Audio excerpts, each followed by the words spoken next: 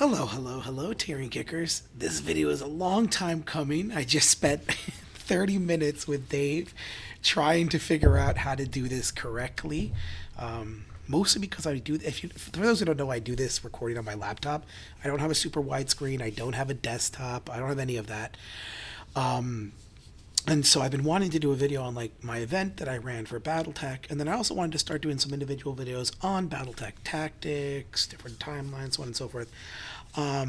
Because I know Dave loves to talk about conquest; that's his kind of passion. And honestly, I just love Battletech, so that's something I really want to do. So I wanted to hopefully start with this.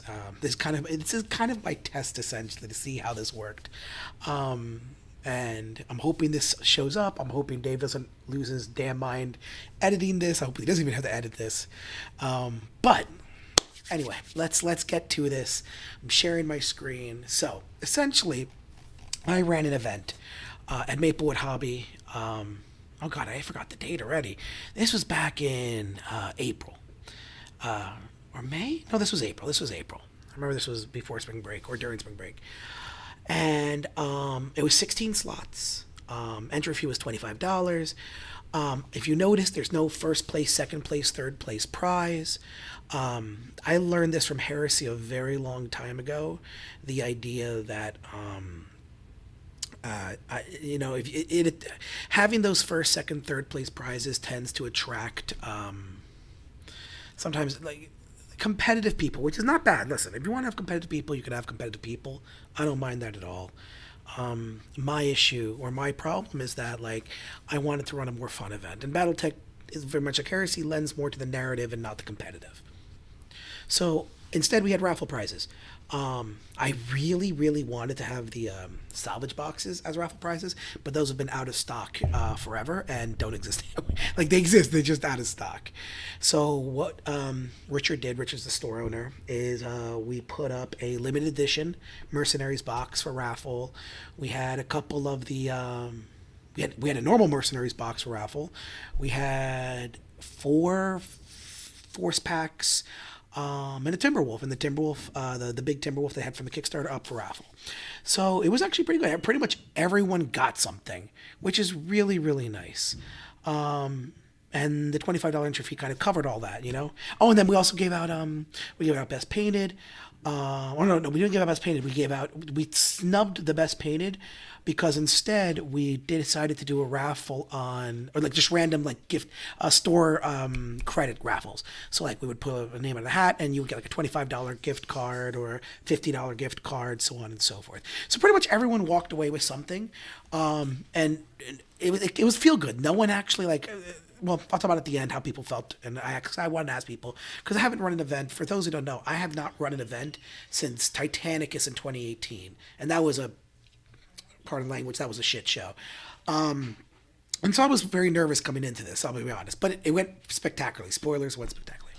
So let's talk about what I designed, what I did, how I organized the event, and then the missions I came up with, because I actually came up with my own missions. So first, let's start with the force building. Now, I will point out that the missions of the force building have changed since April. I'll point out where they changed. Although I don't think the core force building changed at all. But anyway, so core force building. This event was 10,000 for 3 games. This was capped at 10,000. You couldn't go higher. You can go lower if you want, but you couldn't go higher. Why 10,000? I find that 10,000 is a good, or let me rephrase that. I find that 7 to 10,000 is a good point level for BattleTech. 10,000 seems like a lot and seems you can spam a ton of units, which you can't. We'll talk about that much later when we look down the list. But with the certain cap rules that you have, 10,000 is a very nice number to get some assaults, some lights, some mediums, some heavies, and finagle with their gunnery and piloting a little bit so that you can have a nice varied force. 7,000 is probably the lowest I'll go because 7,000 really kills off a lot of the 3-4 assaults. If you wanted to bring a 3-4 assault, you have to kind of stick it with 4 and 5. But yeah, no, 10,000 I like. 10, and no one really ran out of time. We had Oh, I gotta do math here. We did 2.5 hour rounds. 10,000 for some people was more than enough time. Some people finish in an hour and a half, an hour. Now that's also because most people knew what they were doing. There were a couple new guys there as well, but even they finished within a 2 hour limit. So no one really had a problem at all. Sorry, I'll be sipping for my salsa water as I talk. So anyway, so 10,000. It was a hard cap of 10 models. So, and that includes mechs, vehicles, infantry used to build the force. So you cannot go over 10. You can bring 10 vehicles if you want. You can bring 8 mechs and 2 vehicles. You can bring seven mechs, 1 vehicle, 2 infantry stands. But it was 10 models, period, maximum.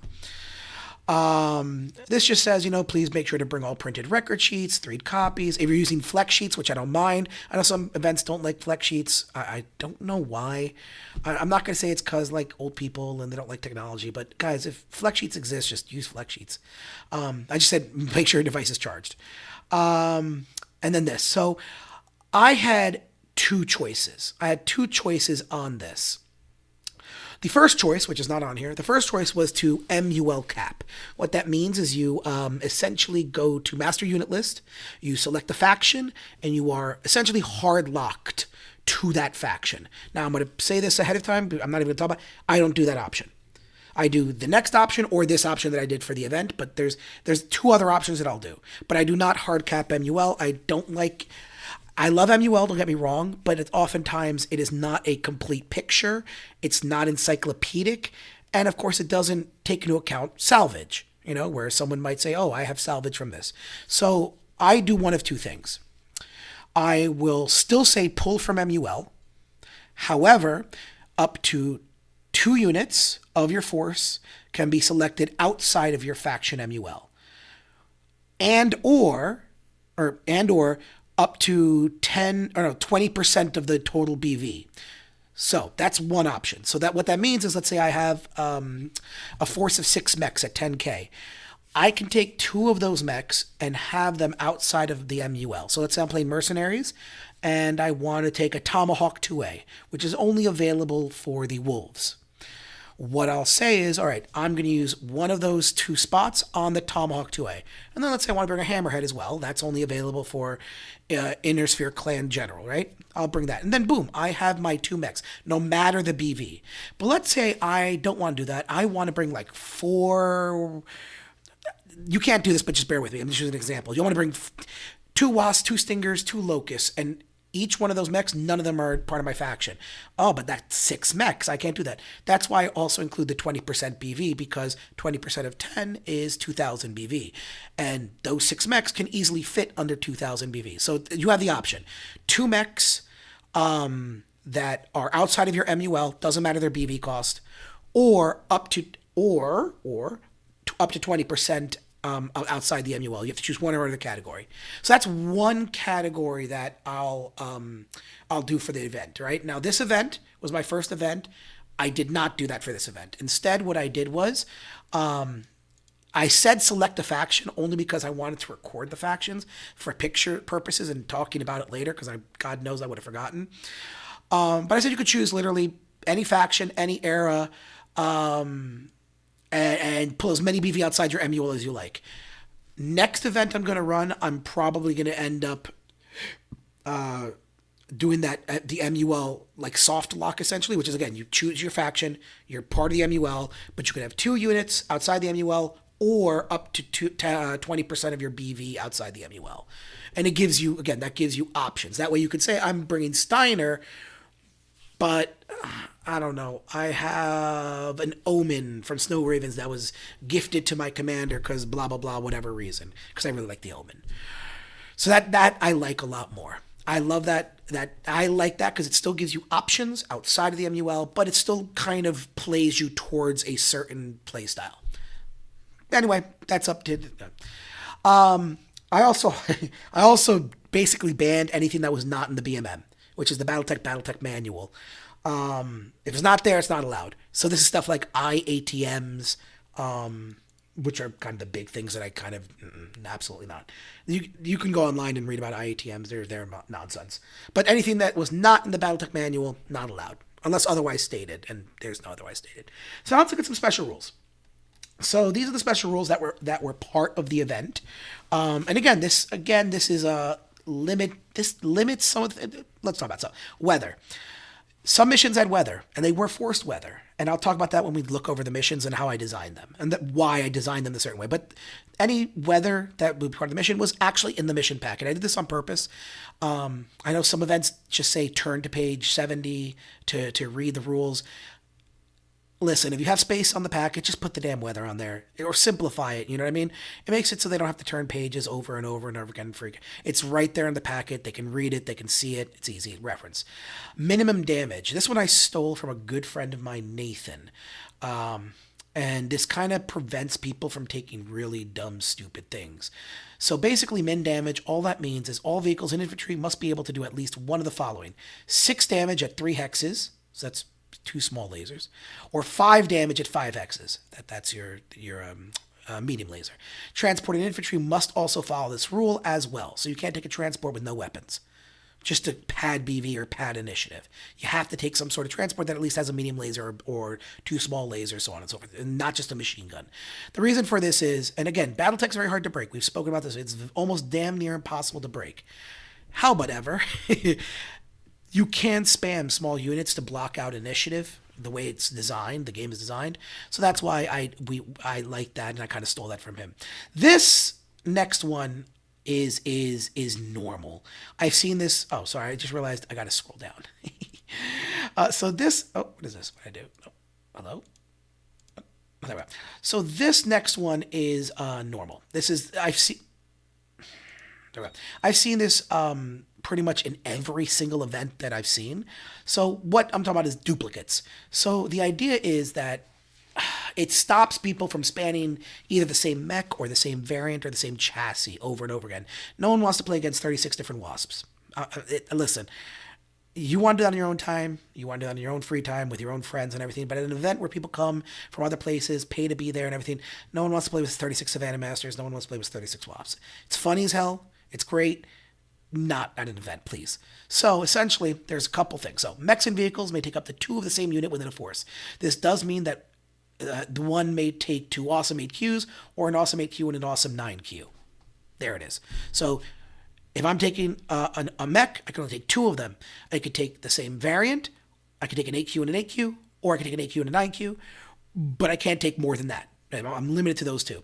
Battle armor can take up to 6 of the same battle armor, so each count as a single unit. So I want to take 6 stands of elementals. That's fine. You can take 6 AP stands, 6 plasma stands, 6, but that's it. You can only take 6 of the same. So once I've hit that 6 cap of elementals, you're done.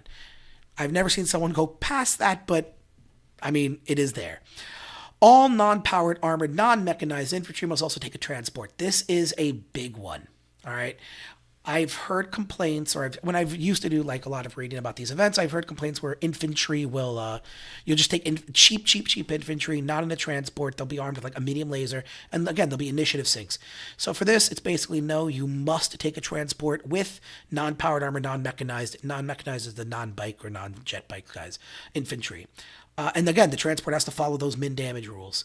And then, of course, just during deployment, blah, blah, blah, blah, blah, you can, I mean, you probably listen to my voice, but it's basically talking about if they're not mounted, they're deployed at the same time. It's just deployment rules. This thing. Okay, so aerospace, lambs, artillery, character mechs. So those are your bounty hunter, named mechs. Unique, Solaris units, and experimental or custom units are not allowed. So these are not allowed, right? Custom units, no, absolutely not. Character mechs, I always go back and forth on this. I really do. Because, I mean, most character mechs are so overpriced anyway. I mean, someone's taking a bounty hunter, that's 3,800 BV, like, for Christ's sake. I don't know. It's just, maybe I'll get rid of that. Maybe character mechs are fine later on. Because they add they're just another variant. They add personality. Although, yeah, no, I'll probably just remove that, because what I'll do is I'll add the MUL restriction anyway, and the MUL restriction will say, like, if I'm playing Steiner, then yeah, sure, I can take Prometheus. Hey, look, it's Steiner. You know what I mean? So I'll probably remove that restriction. Not that anyone takes character mechs anyway. I mean, the most common one that I've ever seen is the Nightstar. I can't say his name. Brookbear. 3 clan large pulsators, 2 Gauss. That's it. That's really the only character mech that I've ever seen played. Oh, no, and then the Atlas one with the 2 PPCs. That's literally it. I can't. I wish I could tell you I've seen a lot of named mechs. I really haven't. So I'll probably remove that. Keep the MUL. See what happens there. Experimental units. I do have something with experimental here, and so I learned this like 2 weeks before the event too, and this is why I'm laughing. So there are experimental units, and then there are experimental units. So let me explain. There are experimental units that have some crazy goddamn weaponry. They got force shields. This is like the Quasimodo and stuff. Or they'll have some crazy like new electronic technology or some. Those technically I banned because like no one wants to learn the new rules. It's an event again. That can be done at another time. I did allow someone to bring the Quasimodo because the PPC shield was literally just for PPCs only, and who gives a damn? Like no one's spamming a million PPCs, but yeah, no. So I did allow that. But what I noticed when I say experimental, the other part of the experimental, the annoying part is mixed tech. So what I notice is that when a mech mixes technology, it is sometimes classified as experimental and it is sometimes classified as non-experimental. Let me give you a good example. The Thunderbolt, I have it up here. The Thunderbolt 9W is classified as experimental. It's a Thunderbolt with clan weaponry. And you're like, okay, that makes sense. But then you go to other experimental mechs and they're not experimental and they mix the clan weaponry. And you might say, why is there a difference? And the reason is timeline. The Thunderbolt 9W was made during the clan invasion. So it was experimental. You were mixing clan and inner sphere tech. That's experimental. When you get to Ill Clan, mixing stuff is fine and like they won't be classified as experimental. So I just wanted to point that out. And I what I did was I said if anyone's running experimental, just run it by me first. Run it by me first. It's very simple. But the other ones were banned essentially. Alternate ammunitions. This one I did allow for the event, and again, not many people like chose alternate ammunition, and I did ban semi-guided LRMs. I did ban specifically, and all I said was like obviously cluster and slug don't count as alternate ammunition. That's just ATM ammo types don't count towards alternate ammunition, the HE and stuff like that. But all I said was basically if there's a BV adjustment for set ammo, make sure to do the BV adjustment. If that you do take Inferno ammo, for example, or alt ammo, you must mark it on the record sheet. So no one's going to cheat during these events. I've never heard really of people cheating during a Battletech event, but just in case, just mark it on the sheet. If not for you, just for your opponent. Does that make sense? Piloting skill and gunnery. This is another major one. Oh, sorry, I should have scrolled down. That's alternate ammunition. Paladin skill and gunnery. This is another one that I basically copied from a million events. The idea here is that Paladin's gunnery can be increased or decreased, but it cannot have a larger differential than 2. So you could have a gunnery 3 pilot, or in a pilot skill 1, or gunnery skill 3 and pilot skill 5, but you can't have gunnery 4 and pilot skill 8. So you can have better piloting than gunnery. You can have better gunnery than piloting. You can go all the way up to 10. You can do whatever you want. But the differential can never be more than 2. Right? So you always got to be within 2 of the differential. So if you're going to take a gunnery 1, you got to take piloting 3. Period. Done over with. This I did change, sadly. Because so when I started this was my first official event as a Catalyst rep, so I did change this before the event. No one was affected by this, thankfully. I did say this is not an official event. It was an official event. Eventually a CDT rep came to me and said, I want to visit you, and I was like, perfect, I'll get rid of this. So this was removed. So no 3D prints essentially. I did say painting, don't worry about it, but 3 colors, 3 colors, Goblin Race is the norm. This is a fun event. Painting is not required. So I did say that. Just you don't have to paint it, but it would be nice. Proxies, I did handle on a case-by-case matter because, again, I don't want someone coming in with 60 goddamn proxies, but there were only 2 proxies, really. There was the Butcher Bird that someone proxied as there was a Locust that someone proxied as a Butcher Bird, because that model doesn't even exist, by the way. And I don't even know what the other proxy was, to be quite honest. A VTOL for another VTOL, chubby VTOL for a skinny VTOL. No one knows VTOLs. So it was fine. I did say models do not have to be what you see is what you get. That's a normal event rule. Just make sure if you're proxying to be constant throughout the force. If you can have a Timberwolf A count as or a Timberwolf Prime count as a Timberwolf A. No one minds, but you can't have a Timberwolf be a Balak helicopter. Like you got to be realistic, right? I will point out that Catalyst did change this recently. They used to be 80-20. Now it's no. You have to use full Catalyst models for any proxies or conversion. So it's no longer 80-20. You can't use 3D printed. That's its own conversation in and of itself, but it is what it is. Creeping initiative. I stole this straight from New York. So I go to the Brooklyn guys sometimes when I want to play. I stole this straight from New York. Basically, should a player lose initiative 2 times in a row, not including deployment or side pick roll, gain +1 to the next turn dice roll. And you get a further additional +1 until you win the initiative.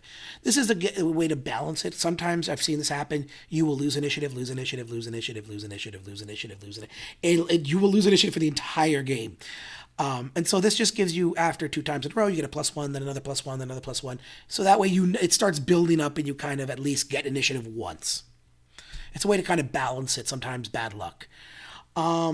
Forced withdrawal, crippling, and stack polling. I did put stack polling for the event. I know this is controversial for people. I know some people hate it. I don't care. I love stack polling. I love explosions. So for those who don't know what stack polling is, in the same phase that a mech is destroyed, if you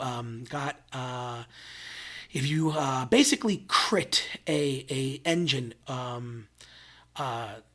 if any time 4 more of its engine slots are destroyed in the same phase, yeah. So if you destroy an engine, right, with 4 more times, you roll a 2d6 essentially. If the result is 10 or higher, the engine will essentially explode. That's your stack poll. It's named after the author essentially. And it explodes, and I put the rules down here. You can read them. I think I put the page number too somewhere. I didn't put the page number? Oh, man. Okay, so I remember to do that. But essentially the idea is the engine explodes, and I believe it's the engine rating divided by 10, and then the engine rating divided by 20.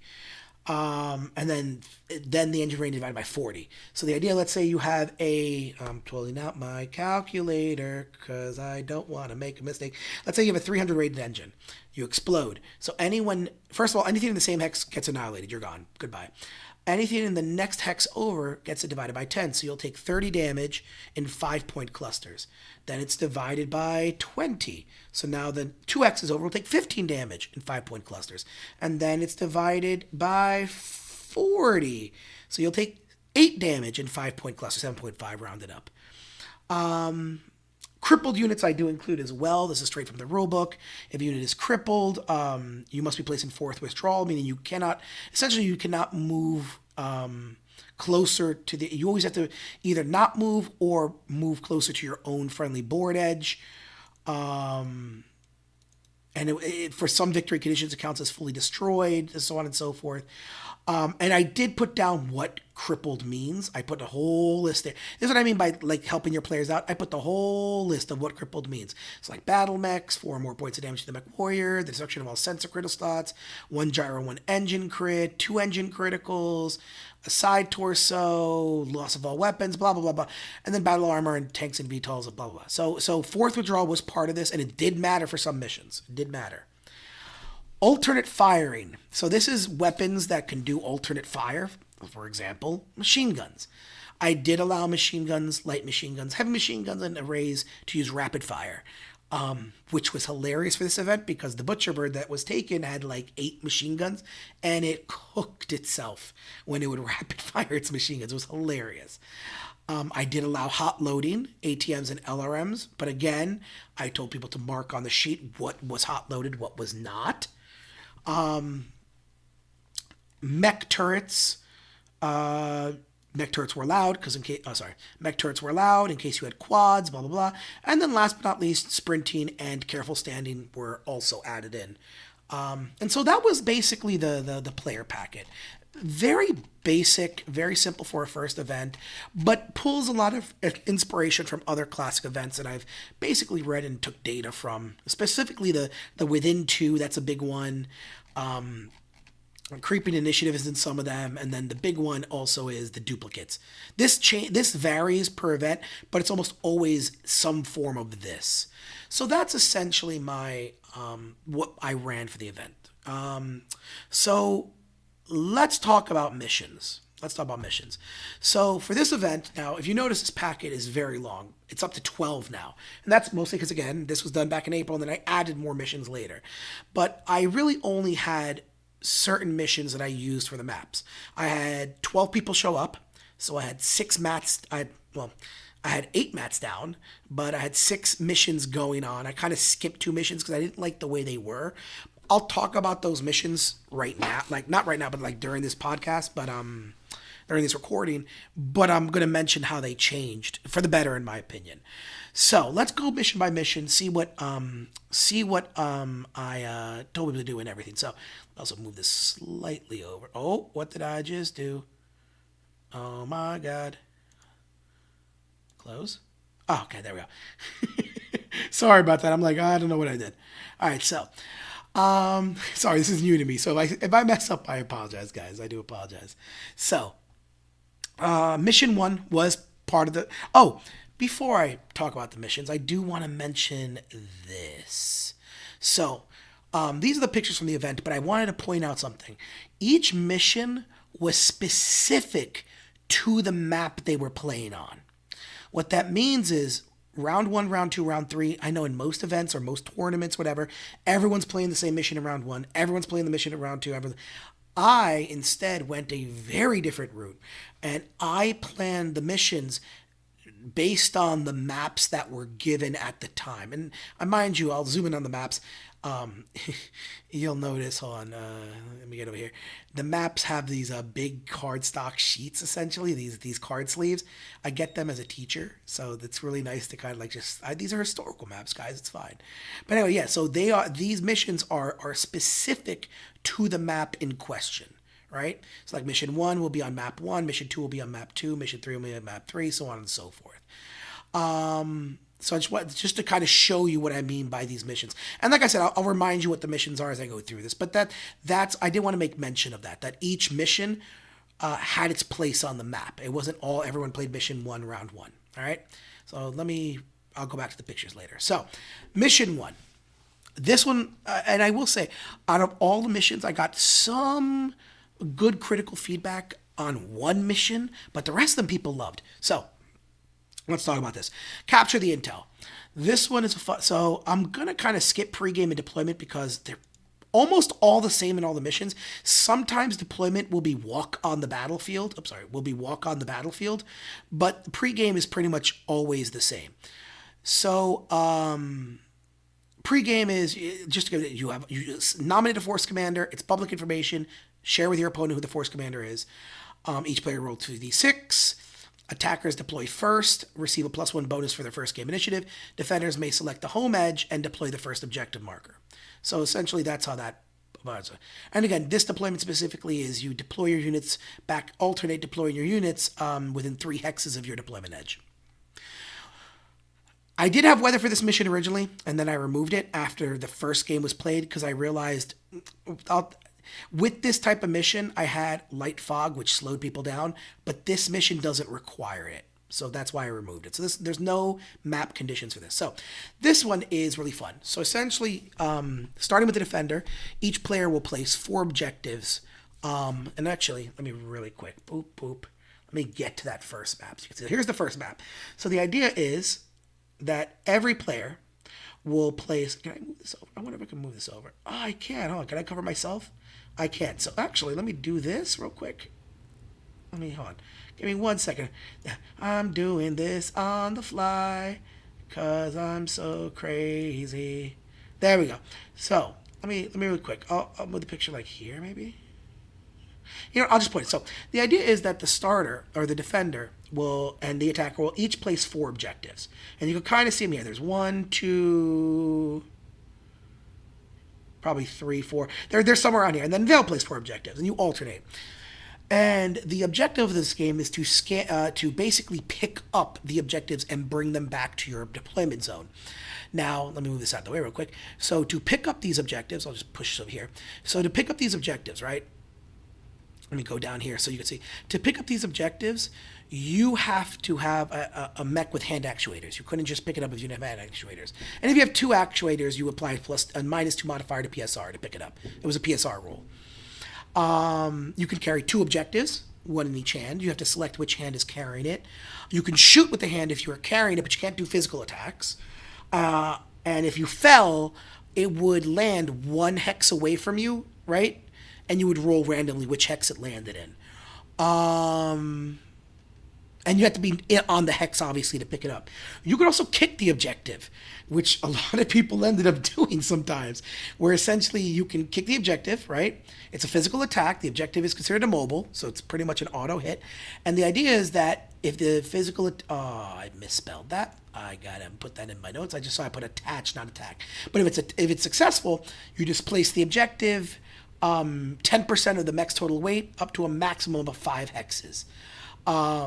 And it's affected by terrain, water, forest, so it does take it. But you displace it up to 10% of the mech's total weight, up to 5, only in the front arcs. You have to make sure you're facing the right way as well. Quad mechs, of course, can kick back and front, because that's what they can do.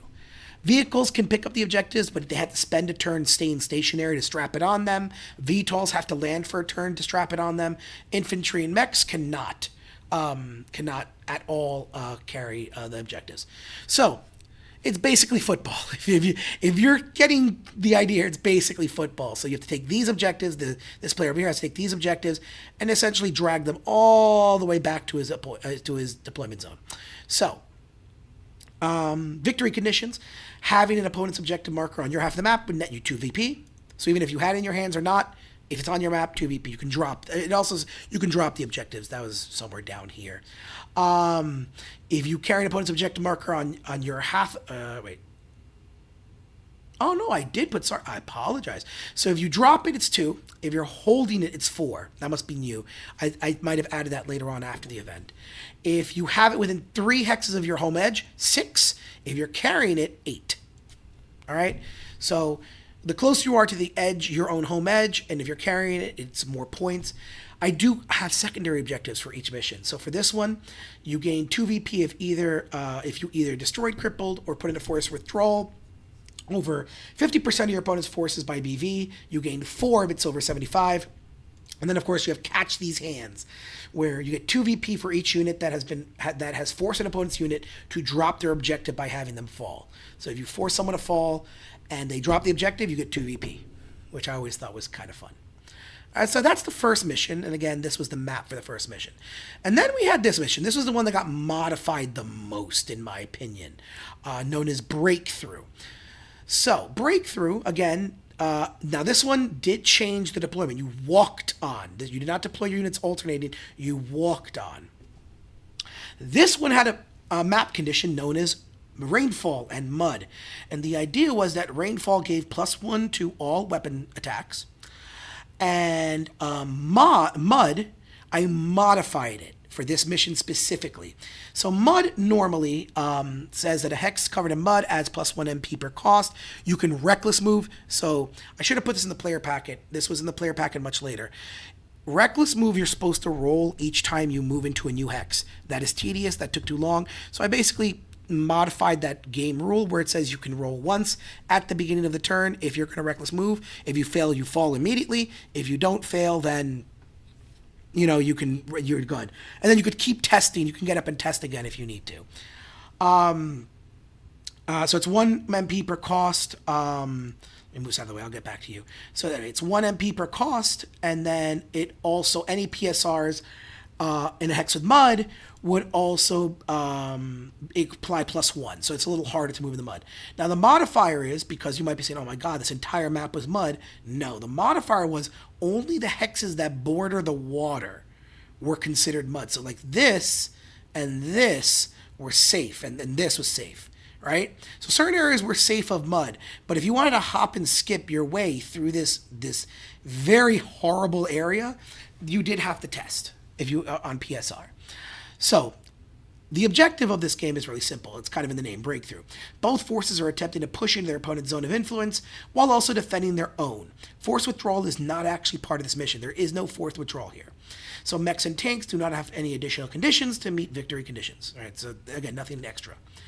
Infantry and power armor must be outside of the transport to be counted for victory conditions, so you must be outside. You can't be hiding inside your tank. And VTOLs must land. You can also, if you wanted to, and this right here, right? Oh, sorry, right here. You can also move off the battlefield edge. Now, you had to wait till turn 4 to do this. These were 10-round games, I should point out, 10 to 12 rounds. You had to wait till turn 4 to do this, but you can literally leave off of your opponent's edge. So, there is that. So, victory conditions. So, depending on what left, netted you points. So if you had infantry or power armor and it was crippled, you netted 0. Sorry, they're too weak. If they're not crippled and they are on their deployment edge of they're within 4 hexes of the opponent's deployment edge, 1 victory point.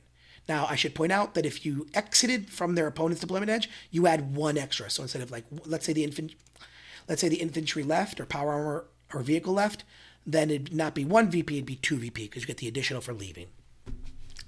Light mechs crippled, it would be 1, non-crippled 2, medium mechs 2, 4, heavy mechs 4, 6, and then assault mechs 5, 8. If you somehow get your big boy across the battlefield within 4 hexes or off the map. And that's essentially what it boiled down to. You had to get to your opponent's side within 4 hexes or leave the battlefield. Now I did change, so I'm just kind of adjusting my head straps. I did change the secondary objective slightly because one of the criticisms was there was not enough emphasis on killing, because you could just kind of move to the other side, shoot a little bit, or just choose not to shoot and then just move off. It was kind of boring. So what I did was, first of all, commander lives. That didn't change. That's gain 2 VP if your commander survives the battle. Congratulations. Assassination, gain 2 VP if your opponent's selected commanding unit has been destroyed. Gain an additional VP, or gain 1 VP if the commanding unit has been crippled. Okay? This is what I added. I think this part right here gives it some nice fun. So what I added was subtract 2 victory points to a minimum of 0 for every non-crippled enemy unit, 1 VP if crippled, that is in your half of the deployment map at the end of the game.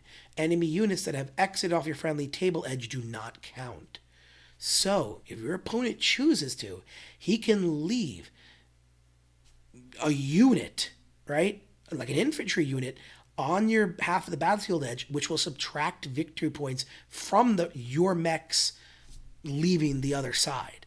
So now I like that because, and I'm kind of like tooting my own horn, but I like that because now you're playing a game of, all right, I need to push my mechs up, I need them to leave the board, but also I need mechs that are powerful enough to stay behind and deal with these forces. So I like this addition. This was not my idea. This was someone else's idea, and I kind of refined it. And I forgot who it was, but thank you for that. And I really like that because that gives it a very nice tactical. What the hell do you do now? Do you push forward, ignore the infantry, but then take the -2 as a sucker punch, or do you kill the infantry, but then you might not make it to 4 hexes within the opponent's edge? So. King of the Hill. Oh, sorry. Before I talk again, so here's the breakthrough map, and I like this map because again, you have the mud, you have the safe zone, and so you have to make your choices. And by the way, not all of this is level 1. I mean, obviously there's like level 3 over here, level 4, but some of these are level 0. So this is still mud, and it's level 0. But if you get hit there, it's a +1 to your PSR. So just kind of cool stuff that I enjoy doing that, and reckless movement people enjoyed. So other than that, like that. I'm just waiting for someone to leave the mission. That addition, I think, will fix this mission entirely. So, let me kind of turn this off real quick. So now let's go to King of the Hill. King of the Hill is, King of the Hill. So again, choose your force commander, the attacker or the defender. I think this one is walk-on. This one is also walk-on as well. I know the weather says optional. None of them had the ability to do optional weather. The weather was forced. So sorry to those people who wanted optional weather. Too bad, so sad. You had weather. So the map condition for this one is a lot of fun. This was moderate gale. The idea here was that there's a strong wind blowing, and it gave +1 to all attacks for missiles. which have the M categorization. However, at the end of every turn, roll 2d6. If the result is equal to or under the turn number, the weather then changes to strong gale. So as the mission continues, or the rounds continue, the wind will maybe pick up. So like turn 5, if I roll a 5 or lower on 2d6, tornado coming. And strong gale is, I think, 2+ to all missiles and +1 to all direct fire ballistics. And then also +1 to all PSRs as well. So it's getting harder and to hit. Hopefully you have lasers. By the way, you'll notice these missions, you need a little bit of everything. There's not one mission where it's like, oh, I'm going to take the most killy 65 damage a turn person, 2-3 movement guy. Not all the missions require you to have a little bit of everything. Anyway, objectives. You're placing an objective in the center, has a control radius of 5 hexes. This doesn't change right here. So again, I'm going to mention this once. I might mention it again, but anytime there's an objective, to control said objective, you have to have higher tonnage within that radius.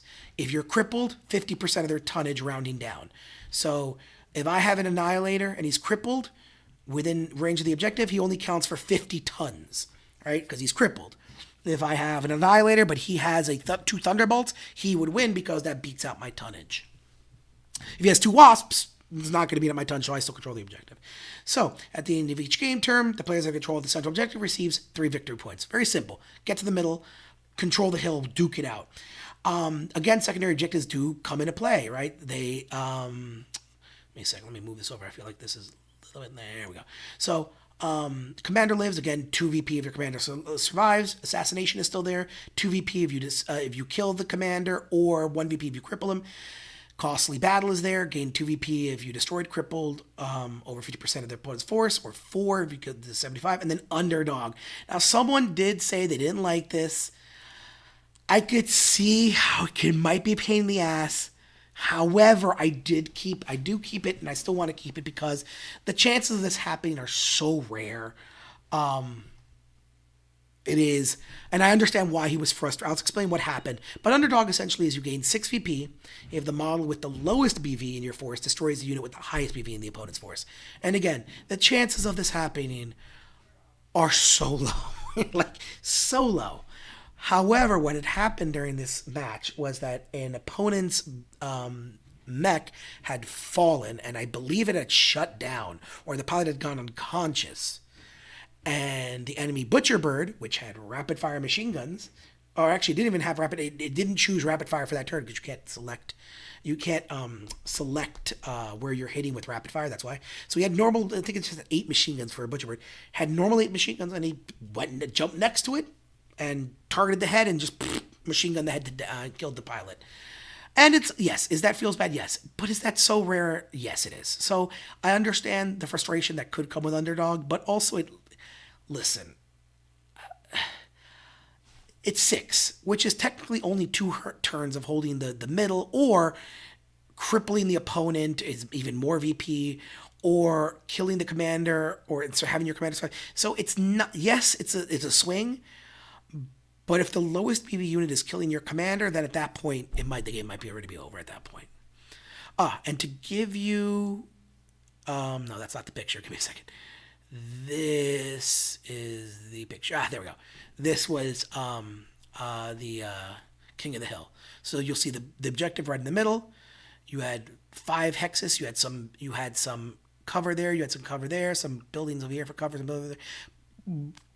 But it's pretty open. It was pretty open. There were some pipes over here as well, I believe, some cover over here.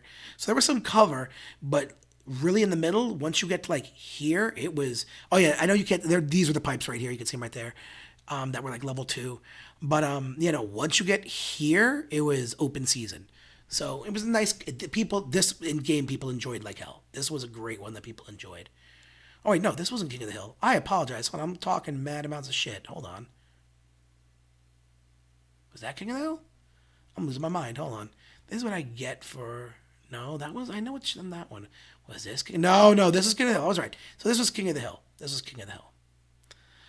Also, then, I don't think this was the match where the Butcher Bird killed the... It was this map right here. Where was it? This is the map that the Butcher Bird went crazy. Or was this one? But point is, underdog was complained about, but I'm still keeping it in. But that was King of the Hill right here. So, Recon. This one was a fan favorite. This one people actually enjoyed a hell of a lot, the people who played it. And this one was a fun one for me to make because it really forces you to make sure you bring a little bit of everything. Not forces you, but if you want to, you kind of want to. So again, this one is objectives, alternate deploying. You walk out of the battlefield, so you don't actually deploy. You walk, alternate walk. So there is no weather map for this condition. There are no weather ones for this one. This one is fun. So you place an objective in the center of the map, and then before deployment, each player takes turns placing 4 objectives on their half of the map. Now, the objectives cannot be placed within 4 hexes of another objective and must be placed at least 4 hexes from any map edge. So you're not putting them in the corners of your goddamn deployment zone. And they are spread out. This one is you have to scan the objectives. You're not picking them up, you're not controlling them, you're just straight scanning them. So to scan them, during the physical step phase, you scan it, right? And the idea is that you have to be within 1 level of the unit. So if he put that objective on a level 3 hill, wait, hold on, no, mechs are level 2. So you're good. But if you put that, I gotta think math real quick. If you put it on a level 4 hill, right, and you're on a level 0, you have to be on a level 1 hill to get it. Now, I should have put in there, it can't be impossible to not scan. Right, you can't put it on level 4 hill or level 10 hill and, no one can get to it. I got to put that in there, but no one did that anyway, so it's fine. Someone did put it in a lake, which was hilarious because the lake was level 1 and you're level 2, so you had to go under the water to scan the objective, which I thought was a neat tactical play. That was great. That I don't mind. So, all right, to scan, you have to be within 1 level of the unit. You have to be 1 hex away, so you have to be next to it. And the scanning does replace a physical attack, so you can't scan and then punch someone next to you. Everyone can scan. VTOLs can scan, but they do have to land. But infantry can scan, power armor can scan, tanks can scan. VTOLs have to land to do it. To successfully scan an objective, the scanning unit must make it an unmodified PSR of +4 target number. And again, this doesn't knock you down if you fail. It's just you roll your PSR at +4. So if your pilot is 4-5, you need to have a 9 or higher to essentially succeed on this scan.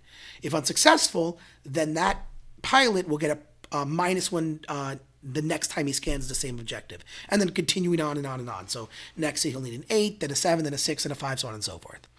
Now, this is where it gets interesting, in my opinion. Depending on your electronic equipment, you can actually make it harder or easier for you to. So, if, for example, you have ECM, you apply a +1 to the target number modifier for any 6-hex bubble to the opponent's scans. So if you have ECM and you're babysitting one of the objectives and your opponent has to scan it, he needs a PSR of +5. Okay. If you have a probe, you can actually scan it at a distance. So if you have a light probe, 3 hexes, Beagle 4, Active 5, Bloodhound 8. Right? So you can actually scan it from a distance. You don't have to get up close and personal. If you have a targeting computer, you can apply a -2 and also a tag applies a -1. So these will help you scan something better. So each successfully scanned opponent's objective will net you 3 victory points. So for those who are counting, that is 4 objectives on the opponent's side, so that's 3, 4, that's 12, and then the middle one is enemy to both. So whoever gets the middle one, that's it. Once it's scanned, by the way, it goes away. The objective goes away. You pick it up essentially. I think I put that on there. I just realized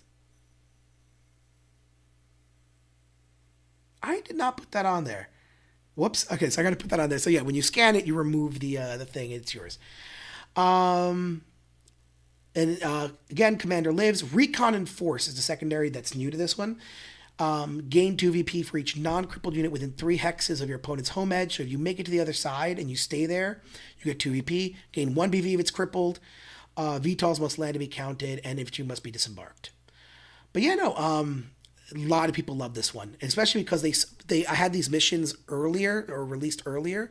So what people enjoyed was like, oh, now I'm going to try to fit in an ECM, or I'm going to try to fit in a probe to try to scan from far away. Like a mongoose popped up with a probe just so he can scan from 5 hexes away. So I thought that was really neat that it kind of not forced people, but it got people to be like, maybe I should balance this out a little bit, put some ECM in to make it harder.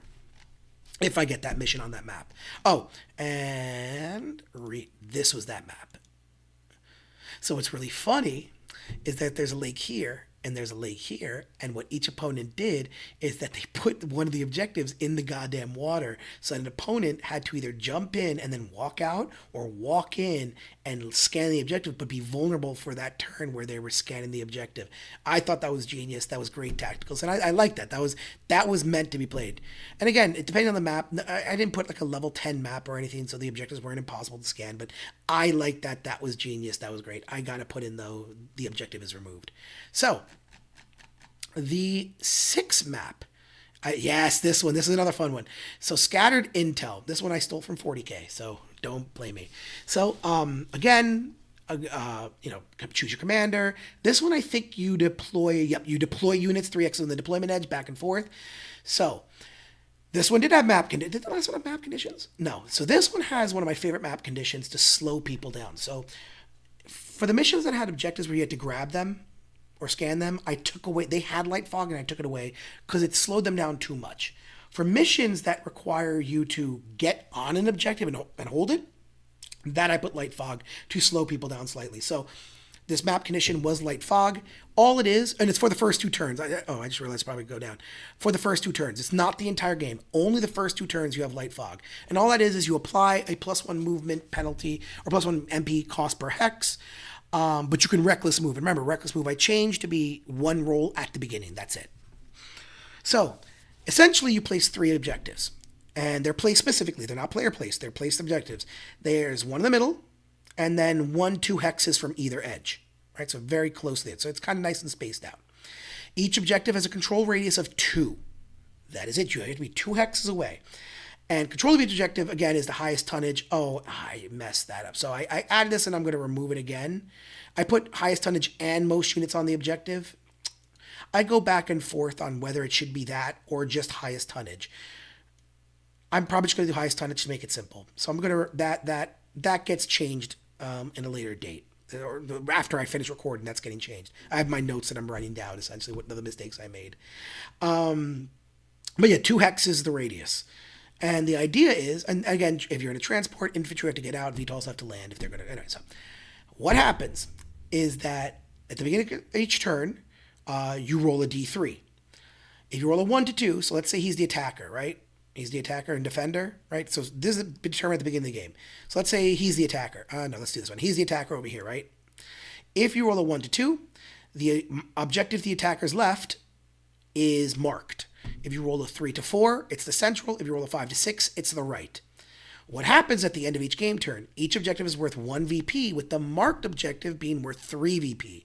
So the fun part about this is, remember, it's only 2 hexes, so you have to be like here, here, and here, right? And the idea, I should point out, I flipped this map as well, because this map kind of sucked to play on. This one was fine. Everyone enjoyed this one. I did flip this map right, let me see, there, this map right here, because it sucked to get across this. So I flipped it. It still had a river, but it didn't have this gigantic mountain in the middle. Anyway, sorry. So yeah, the fun part about this is the objectives would flip between which was more important. You had to split your forces. Which one are you going to do? For secondaries, Commander Lives was there, but it was only 1 VP. Assassination is still 2 or 1, depending on the kill or cripple. Underdog was still there, and Costly Battle was still there, so you could still kill people. So this one was fun. People enjoyed that one as well. Okay, so I have this mission. Did I take a picture of the map? This was this. I did not use this at all. Wait, hold on. Let me just check something. Yeah, I did not use this mission at all. This is, I'm going to go over it. It's a kill mission. I wanted to try more objective-based missions, but I did have this in case more people showed up. Although, goddamn, 12 people showed up, and even more people should have showed up, but 12 people is still great for a first event. But it's a kill mission. You walk on, you have a commander, attacker, defender. There's no map conditions. You beat the crap out of each other. There's no objectives. I wrote a whole fluff piece on this that no one is ever going to read. Oil for the oil god, mechs for the mech throne. What is this weak nonsense? I did enjoy that. And the victory condition, so I stole this from Titanicus. I know Lou listens. I don't know if he listens to the videos anymore, but if Lou does listen, I straight up stole this from Titanicus, Lou. So you'll laugh at that. So basically, victory conditions, if you destroy an enemy unit, 100% of the unit BV. If you cripple an enemy unit, 75% of you. If you cripple it, but they extract off the friendly board edge, so they're in forced retreat and they leave the board edge because they're in forced retreat, you only get 25%. So there is a reason to pull your healthy mech, your crippled mechs back. Because if your crippled mech is there at the end of the game, it's 75%. If your crippled mech leaves your friendly board edge and it's still crippled, it's only 25%. So a big difference there. Commander lives, it does shift to 50% of the commander unit BV, so you get 50%. That's pretty nice. Assassination, 100 or 75%. Heroes of Legend, this one is great. If your commander kills, for every unit that they cripple or destroy, you gain 25% of that BV of that unit. So if it cripples God, I gotta do math. If it cripples a 1,000 BV unit, you get 250 BV, or 250 points essentially, which is nice. Underdog is still there, 150%. So you get a little bit extra if you do this. But again, I didn't use this one. It's fun as hell, don't get me wrong. It sounds like fun, but we play this all the time, so. The last mission I had on there, because no one was there for this one, but I will talk about it because I did make it. The rest, you know what? I should talk about the rest. I'll talk about the rest. I have time. God, it's already 55 minutes. I've been talking. So, Take All Quarters was the last one that people were involved in. Did I have a night missions one that I set up? Oh, I did set up the last one anyway, so I should talk about it. So this was Take All Quarters, again, stolen straight from Titanicus. Again, share the commander. This is all the same. This one is deploy units, 3 hexes deployment edge. This one is light fog for the first 2 turns, though, as always. So basically, you divide the map into 4 even quarters. So kind of looking at this picture real quick. 1, 2. Very easy, right? There's the line right there. You can see the line right there. You divide into 4 quarters. Essentially, control of each quarter is granted to the player with the highest tonnage at the end of each turn. Units that are crippled are 50% tonnage. Very easy, right? If you are in the middle, so if you're on this, I'm like squinting. If you're on this line right here, or like the middle line, you have to choose during the in the initiative phase. Hold on, I definitely put it in here. I definitely put it in here somewhere. Oh yeah, at the end of the movement phase step, which quarter they will be controlling. So at the end of the movement phase, that's when you determine which quarter you're standing in. And this is important. This right here is stupid level important.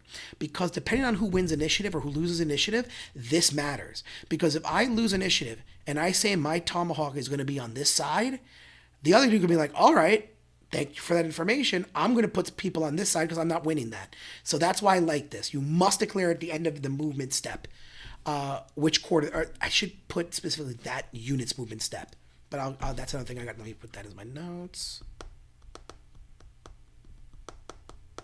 There we go. So I'll put that in there. Control the center. And then there is also a central objective as well. And central objective is, again, higher tonnage as well. So at the end of each turn, each player gets 2 VP for each quarter they hold. Furthermore, if you have a unit in control of the central objective, you score an additional 3 VP. And I think the control radius is... It should be in 2 hexes. So you have to be up close and personal. All right? So 2 VP for each quarter you control, right? 2 VP for each quarter you control. Where's my... There. 2 VP for each quarter you control. I just realized... Oh, no. Hold on a second. I just wanted... Oh no, my mouse doesn't circle. I just realized, oh no, you can't see what I'm circling when I do this. I'm sorry. Oh, well, you can kind of see the mouse a little bit. But anyway, so there's one in the middle. And the idea here is that you get 2 for each quarter. You get 1, 2, 3, 4. And there's the middle line right there, by the way. I should have. And 3 if you control the middle. The secondary objectives, again, there could only be 1. Gain 3 if you control the center objective at the end of the game. Which side were we on? Gain an additional 1 VP per turn if you control both quarters on the enemy's deployment half. So if you somehow switch, you get an additional VP. The commander lives, 1 VP. Assassination is still there, and commander lives is still there. Night Raid. This one is hella fun. No one showed up. I didn't have enough people to show up for Night Raid. And this is the map. All right? So... This one is great too because it has an additional. Let's talk about this one. This one I'm going to enjoy. So again, deploy within 3 hexes. Deploy your commander. Blah blah blah. We know this. Map condition, it's full moon. Straight up full moon, ladies and gentlemen. 1 plus MP cost per hex with reckless movement, plus 2 to all weapon attacks. Reduce this by 1 every 20 points of heat on your target heat skill. So if your target has 20 heat, you can reduce this to plus 1, right? And you ignore everything if the target is illuminated. Now maybe like, wait a minute, did you allow quirks? No, there are no quirks during this event. So how the hell do people get illuminated? I'll get to that, don't worry. So there are place an objective in the center of the map with a control radius of 4. And you're scanning people again. Same rules of scanning. Same exact rules. I didn't change anything. But you're scanning units. You're scanning units. Enemy units. Same thing as last time, right? PS of plus 4, TMM, right? The ECM hasn't changed. The tag target. None of this changed. But you're scanning enemy units in the middle of the night. Now, each enemy unit that is scanned will award you 2 VP. And each enemy unit can only be scanned once. At the end of each turn, the player in control of the central objective will score 4 VP. So you're racing to get the center objective, but you're also scanning enemy units. Now, you might be saying, okay, this is kind of unfair. How the hell do you illuminate people? Well, assisting you in this battle is artillery that uses less than lethal flare rounds. You may use this BSP 4 times every turn. So you essentially can use it 4 times every turn, right? You can do that. So use the firing rules for long tom BSP without pre-spotting. So what this means is every turn, you are going to be selecting 4 hexes. You're going to write them on a piece of paper. 4 hexes to hit the next turn, right? You're not hitting them this turn. You're hitting them the next turn. Then you roll, next turn you roll to hit the hex as normal, scatter it as normal, and wherever that flare round hits, it's essentially a long tom. So anything within 2 hexes of that impact point is now automatically illuminated. I love this. I wish I could have had people play this one. This is definitely something up there on the list of I really wish that people played, because I love the fact that you have to literally plan ahead where you want your illuminated shells to hit so that you can scan and or beat someone up more. So I thought that was cool. I thought that was interesting. So that was great. I wish. Now, I did make 4 more missions. They're work in progress currently, but right now they're pretty, and I don't have pictures for this, so hold on. Yes, I'll go to that picture in a second. So, handle with care is very much like the first mission we talked about, where you're picking up objectives. However, they're explosive. Yep, they're explosive. Players, I gotta get rid of the light fog. That's right. No, I apologize.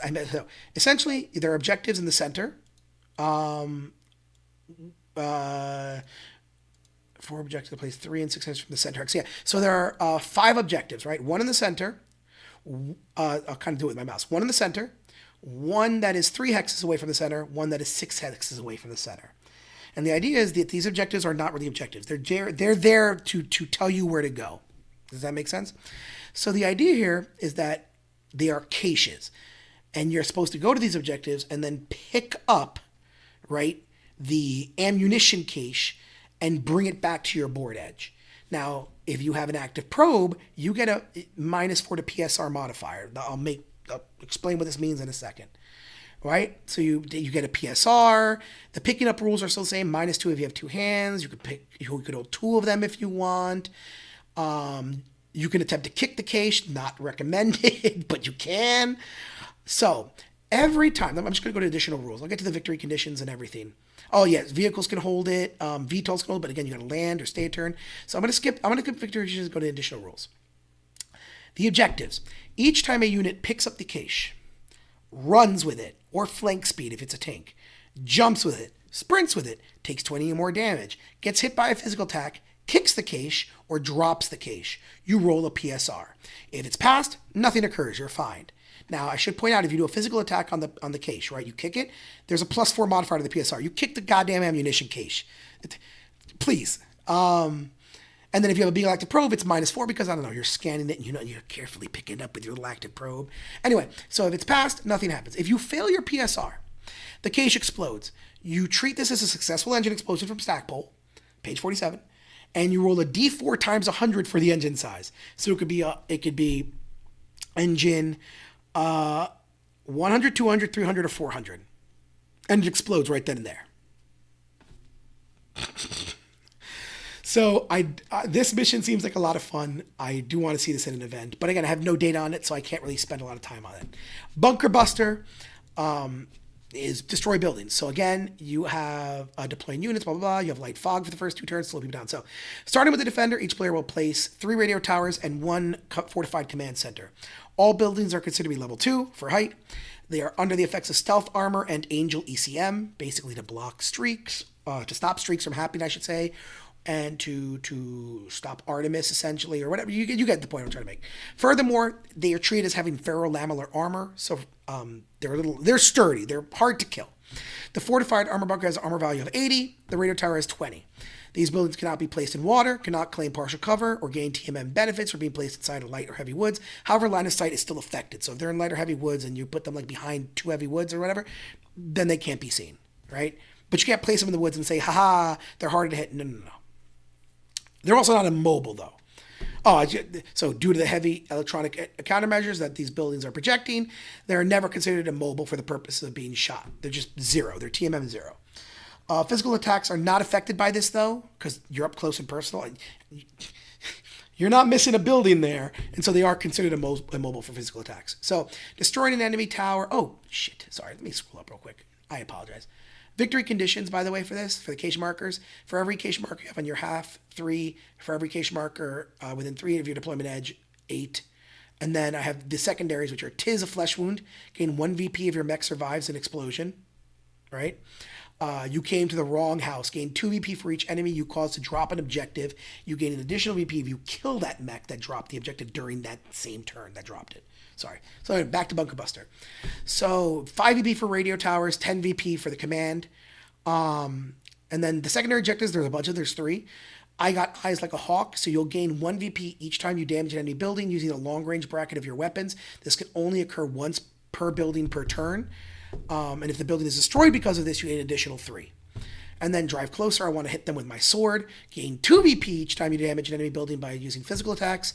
This can only occur once per building per turn. And if it's destroyed because of this, you get 4 VP additional. And this land is my land. Gain 1 VP for each non-crippled unit within your opponent's half of the map. Gain 2 for each non-crippled unit within 3 axes of your opponent's home edge. VTOLs must land. Tanks are fine, but armor must disembark. Karnov down. It's Black Hawk down. So this one is also another interesting one I came up with. So you have 2 objectives, all right, and they're placed from the center, 5 hexes away from the center each. So there's no center objective. There's just opposite sides of the table, essentially. There's nothing in the middle. And these objectives have 6 VIP tokens surrounding them. So like if you see my mouse, you have the hex here, and you have them surrounding the hex. To pick a VIP, it's the same goddamn thing. Take a PSR, -2 if you have 2 hands. However, you're not holding them in the hands, you're holding them inside the cockpit of the mech. Let me scroll down. Inside the cockpit of the mech. And if you have a command I'm having a stroke. If you have a command console in your mech, so like a Marauder 2 something, I don't even know. It's one of the Marauder 2s that has a command console for it. You get -4 to any PSR checks the VIP has to take. So what does that mean? So basically, any PSR checks you take on your pilot at any point in time, your VIP also has to take. Now again, as a command console, you get -4 to this. Or if you don't get nothing. You can also control the objectives, which are those helicopters that got downed, right? The same thing as normal. Vehicles can carry VIPs, but they must take a VIP PSR check whenever the vehicle's hit or receives a critical hit, motive hit, or 20 or more damage. And you would mark the damage for a VIP very much like you would mark a pilot damage. VTOLs can carry VIPs, but they must land. I got to change objective here. That was another mistake. Infantry cannot interact with VIPs. So here's the idea. Control an objective at the end of each turn, 2 VP per objective control. So you're controlling the area of the helicopters. And I think I did not put so I got to remember to put the hex radius, or the control radius. Holding a VP within your half of the map, 4 VP. Holding a VP within 3 axes of your home edge, 8 VP. Okay, so we're good. Secondary objectives. I better get bonus pay. You gain 2 VP each time you inflict damage to a VIP carried by an enemy unit whilst you are yourself carrying a VIP. This damage can be from a head hit, ammo explosion, or failed PSR. So anytime you damage the VIP for whatever reason, and you yourself are holding a VIP, you gain 2 VP. Put your goddamn seatbelt on. Subtract 1 VP for every damage taken by a VVP. By a friendly, I should put friendly VIP. Subtract an additional 2 VP if the VIP was slain. So remember, they have the same health as a pilot.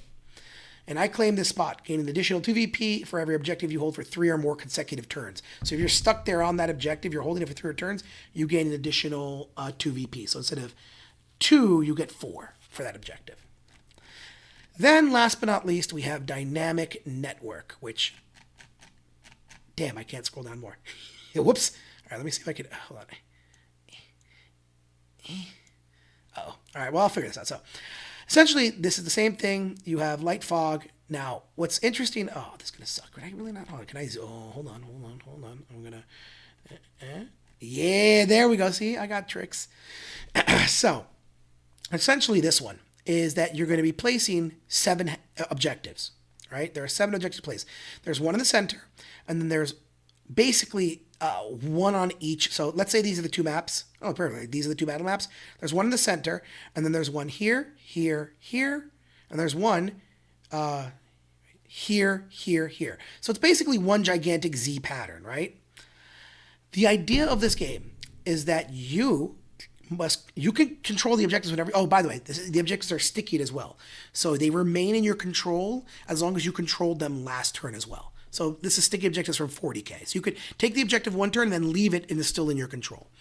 Now you could control the objective, any objective you want. The victory conditions only matter if they're linked. So for example, I can hold objective 1, 2, 3, 4, 5, 6, 7, 8. But let's say I hold objective 4, but I also hold objective 1 and 2 and I don't hold 3. I don't get objective 4 for scoring purposes. I get objective 1 and 2, but not 4 because 3 is missing. There's no link between, 2 and 4 essentially. Or vice versa. If I have objective 6, right? Or I have objective 6 and I have objective 1, 2, 3. I don't get objective 4, 5, or 6 because there's nothing linking 4, 5, and 4, 6 to 3, right?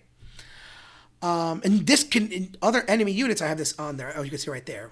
Enemy units can break this. So like, let's say I have 1, 2, 3, 4, and some jerk wasp comes over and takes over number 2. I lose the most amount of probe, or the most amount of essentially zones. So I don't lose just 1. I would lose 2, 3, 4. I keep 1, but I lose 2, 3, 4. So, victory conditions. At the end of each turn, you gain 2 VP at the end of each turn for each linked objective. If you link control to the center objective, you score an additional 4 VP.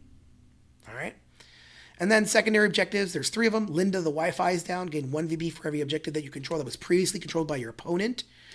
If that objective breaks a link, you gain X additional VP, where X is the number of objectives that were lost by the opponent. Okay. I don't need no help from nobody. Gain 2 VP for every turn the commander controls the center objective. And I put a reminder that if your commander is the one who's sticking the objective, they were the ones, then they can move away and that objective is still sticking for them.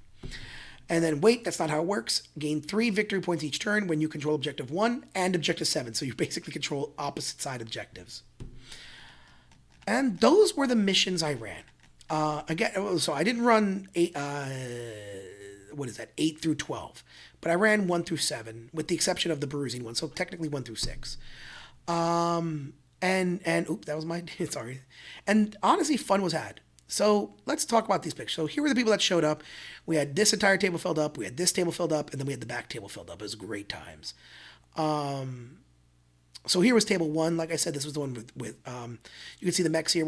I'll show the armies at the end. But we had the mention. We had a person fall back. This is one where we had to grab the objectives. I'm just going to go through these pictures, not quickly, but enough to kind of show you. Here again, here's table 1 with a bunch of the units. I'll have close-ups of the armies as well. This one was that. This mission, first of all, I don't know what the hell happened this event, but the amount of engine explosions and headshots were off the goddamn charts. This mission in particular, I know you can't see the mouse because You can't see the mouse because the picture. I don't know how to make the mouse go here. Sadly, I'm pretty sure there's a way to do it, but they didn't teach me yet. I should have probably told them to teach me, but that's my fault. But if you look at this picture right in the middle, right? If you look right here in the middle, what had happened was that four-legged mech. I forgot what it was called, but that four-legged mech exploded, and it exploded with like a 300 rated engine, so 30, 15, 7 or 8, right? It doesn't matter. Point is, the Marauder was right next to it, and 30 damage to a Marauder was pretty bad. However, the stupid thing exploded, and what was it? It crit into the Marauder's cockpit, and then rolled the double six. So this stupid thing exploded, and then ricocheted its goddamn corpse into the Marauder, decapitating the goddamn thing. We were laughing. The poor guys were laughing so hard during this. It was so great. So that was this game. And they're trying to cross the river. Sorry, I've been recording for goddamn an hour and 14 minutes. So this was I think the quarters mission where you had to go into different quarters, and you could see them trying to figure out which quarter to be in, which is great. Just some close up of the quarter mission with the Mad Cat. And this was his opponent, right? They're trying to figure it out. This was the scanning mission.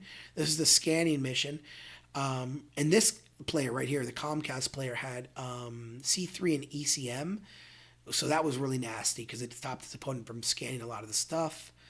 That was his opponent. This one was the bouncing objectives, right? So this one, you had the objectives bouncing between all three. Remember, I flipped you see the mechs right there? I flipped that after this game because I realized how bad that map was for him, so I apologize. Let's see here. Oh, that was when the Marauder exploded. So you kind of see that little clusterfuck in the middle. Not Marauder, straight up explode, or not the Marauder, the four-legged mech exploded and just hurt everything there. That was, again, them controlling the different objectives. I have a lot of it. That was the Comstar player on the first map with him trying to grab the objectives. Again, just really cool pictures of what happened. Oh, all the terrain was provided by me, by the way. I should point out, all the mats and all the terrain was provided by me. I use a lot of my money sometimes sometimes I wish... Hold on, let me... If you're not watching on YouTube, you're watching, but I spend a lot of my money on terrain as much as I spend it on stuffs. So like I said, I'll all that terrain, the what is it, Hex Force? No, I forgot what these were. Oh my god, it's gonna drive me through all. It's the pre-painted terrain. God damn it. Oh my gosh, it's gonna drive me through all. But all of that is provided by me. That was all provided by me. That was the King of the Hill match where they were slugging it out in the middle. Table quarters. Yeah, I'm just going to kind of go through this slowly before I get to the armies. All right, so you have there. So here was one army. I think I forgot to take pictures of some armies, which suck because there were 12 players, and I'm almost 100% certain I forgot to take some pictures. So here's the one army, and hold on. You know what? I should have pulled up the goddamn list. That was completely my fault. I apologize. I have the lists. Hold on. Just give me 1 second. I'm so sorry. This is so unprofessional. I'm doing this slightly live, so I do apologize. Was it Longshanks that I used? Yes, it was Longshanks. I use Longshanks as a way to kind of oh, good. Thank God I remembered my password. Yay, Apple did something right. Give me 1 second, guys. I do apologize. Maybe Dave will cut this. Or maybe he doesn't get this far. He's probably just like, screw it. Your dashboard. I had people submit their list. That's why. Because again, they didn't have to. Oh my God, go away, please. Hosted, Battletech and Maplewood Hobby. Here we are. All right, so this was the mention list. So give me one hot minute. How do I open the lists here? Not the results. Wait, how do I? Oh no, can I not see the list anymore? Don't do this to me. I'd be so pissed off. No, you can. All right, so give me 1 second because this is also not an. Oh no, he didn't submit his list. Oh, you jerk. Hold on. No, that's okay. So that's the Comstar dude. Was it Tom? Hold on. I'm trying, guys, as quickly as possible. I'm so sorry. Two to be determined. Oh, no. Who didn't determine their lists? He didn't put his list in. Wait a minute. I have a Word document for this. 1 second. Oh, my God. Dave, if you're hearing this, I'm so sorry. Mission packet. Oh, no. Wait, did I not save it? I'm going to be so mad. Battletech Maplewood Hobby. I think that was it. Hold on. Just get behind it. Oh, I hope I saved it. So it wasn't this.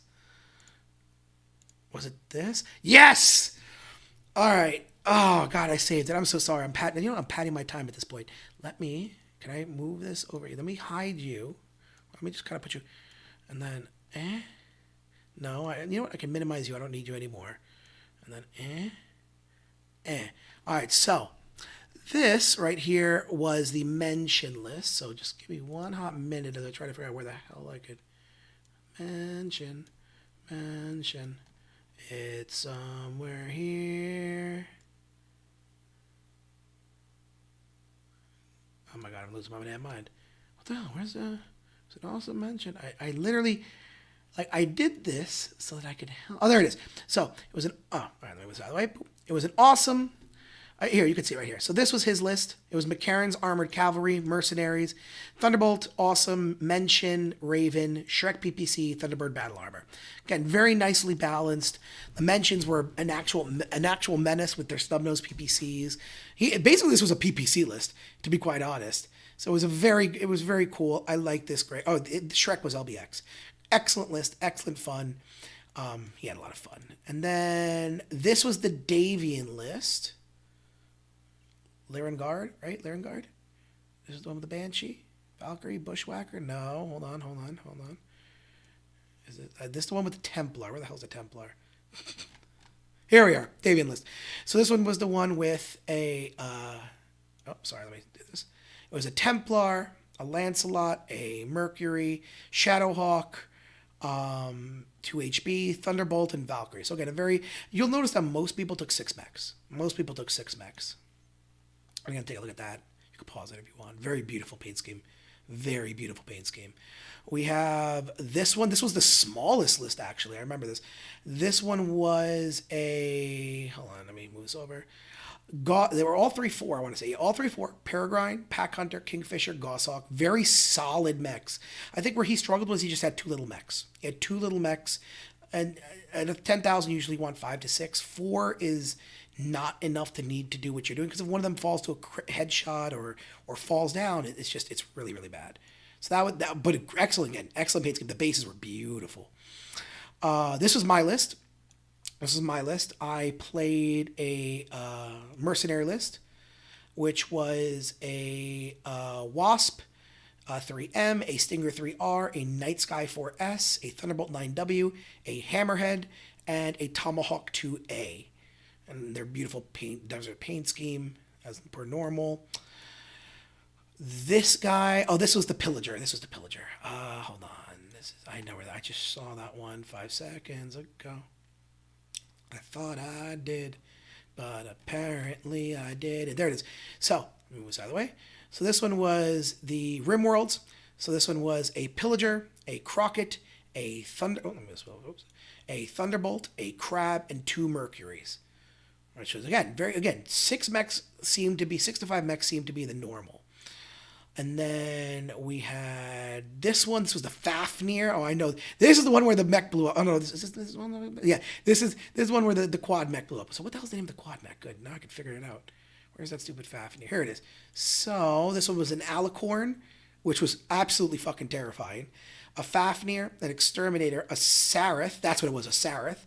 Sasquatch. That's the Sasquatch, the guy in the back with the hand up. He's doing the disco dance. And the Cage Battle Armor. Alicorn was an absolute menace. This, right, where is that stupid? This goddamn thing was an absolute menace to society. This thing was great, but just by blowing up. It also I think it had claws too. Claws in TSM. So it does like 30 damage at melee or something nonsense. Great list. That was the Butcher Bird that knocked down the person and headshot it. This one. So this was a clan list, but it took 5 mechs and an elemental. Hold on. Where the hell are you? You were the Jade Val. Oh, no, you were Diamond Shark? Did I show you the wrong one? No, that was the other one. Clan Diamond Shark was the other one. Oh, I'm sorry. Let me go back real quick. I apologize. Boop, boop, boop, boop, boop, boop. I apologize. The Ice Hellion list, I didn't take a picture list. This one, I'm sorry, was a Phoenix Hawk 2C7, a Rifleman 2C, a Shadowhawk 2C, and a Griffin 2C. I do apologize. Oh, I'm going to yell it in the comments. So that was this. The other Ice Hellion list was another 4-man list that didn't do well. Let me see here. So back to where I was. I'm sorry. That was my fault entirely. This one was Clan Goliath Scorpion with a beautiful green scheme. This was a Mad Cat Prime, Dasher A, Piranha 2, Black Hawk B. Oh, let me move this out of the way. Puma A, Elementals, which HMG, and Clan Mechanized Hover Point, which is that little tank at the bottom.